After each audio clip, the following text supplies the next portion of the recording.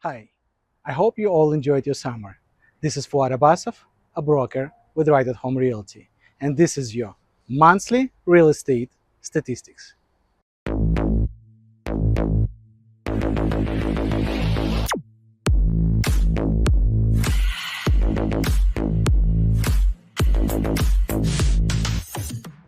If you have been watching the Toronto and GTA real estate market lately, you have probably noticed something interesting. Activity is picking up, but prices aren't running away like they used to.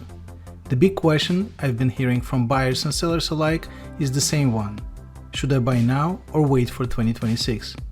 Let's break it down honestly and simply.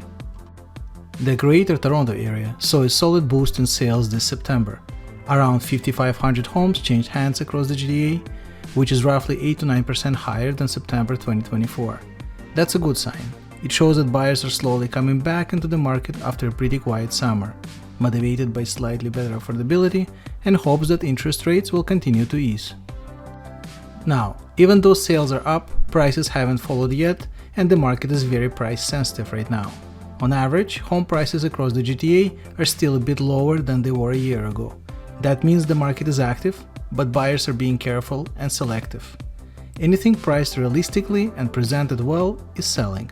Anything overpriced is sitting. It's that simple.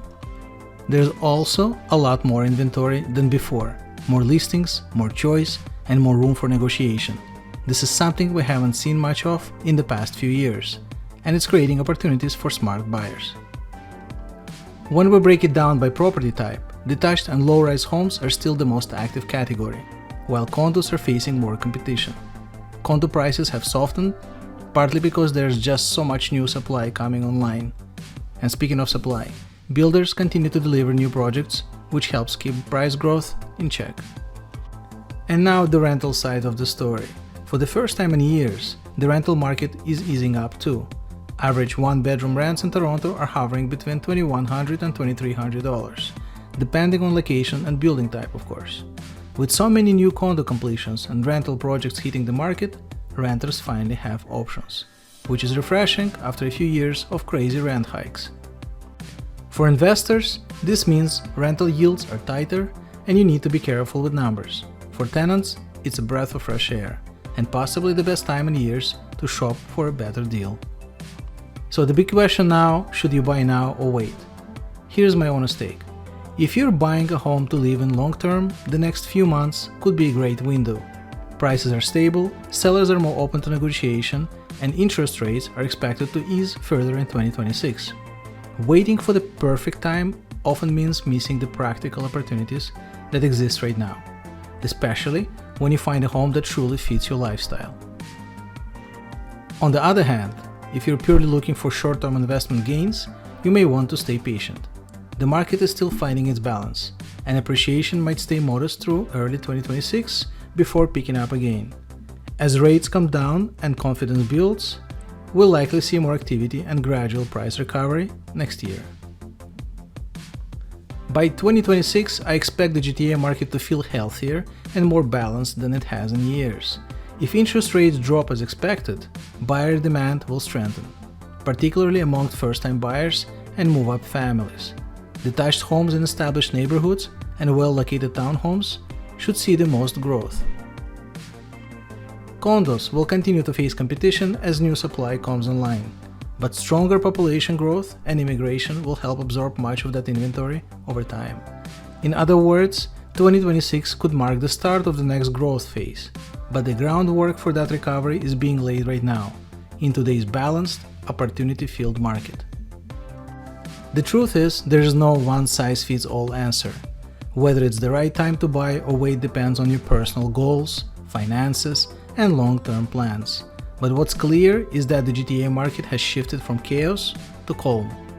And in that calm, there are real opportunities for those who know how to spot them. And now, let's take a closer look at detached home sales in Toronto and surrounding areas. In Toronto, average selling price of detached home in September was $1.67 million, almost 1% increase compared to September of last year. Sales were up by 10% new inventory was up by 12%. On average, it took 23 days for a detached home to be sold in Toronto in September.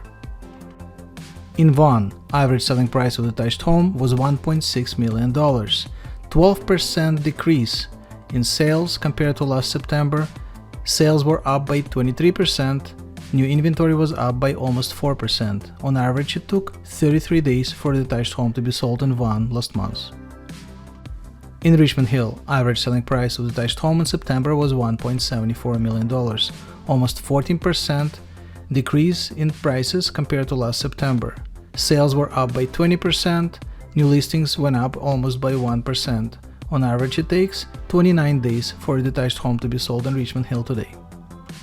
In Mississauga, average selling price of detached home in September was $1.34 million, 15% decline compared to sale prices of last September.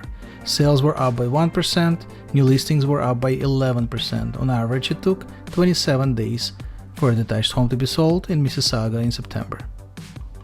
In Markham, average selling price of detached home in September was $1.59 million, 6% decrease in sale prices compared to last September.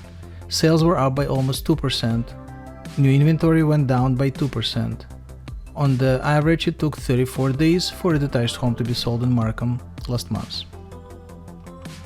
In Newmarket, average selling price of detached home in September was $1.15 million, 10% decrease in sale prices compared to last September. Sales were down by 2%. New inventory went up by 12%. On average, it took 30 days for a detached home to be sold in Newmarket last month. In Aurora, average selling price of a detached home was $1.48 million in September, 13% decrease in prices compared to last September.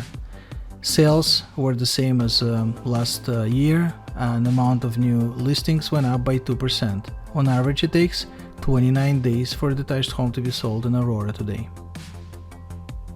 In Innisfil, average selling price of a detached home in September was $826,000, 15% decline in prices compared to last September. Sales were up by 11.5%. Inventory went up by 5.5%. On average, it took 37 days for a detached home to be sold in Innisfil last month. King City, average selling price of a detached home in September was $2.09 million, 30% decrease in prices compared to last September. Sales were up by 40%. New inventory went up by 9.5%. On average, it took 23 days for a detached home to be sold in King City last month. In Bradford, average selling price of a detached home in September was $1.15 million, 2.6% decline in prices compared to last September. Sales were up by 100%. New inventory went up by almost 60%. On average, it took 4 weeks for a detached home to be sold in Bradford last month. In Milton, average selling price of a detached home in September was $1.34 million, 8% increase in prices compared to last September. Sales were down by 10.5%.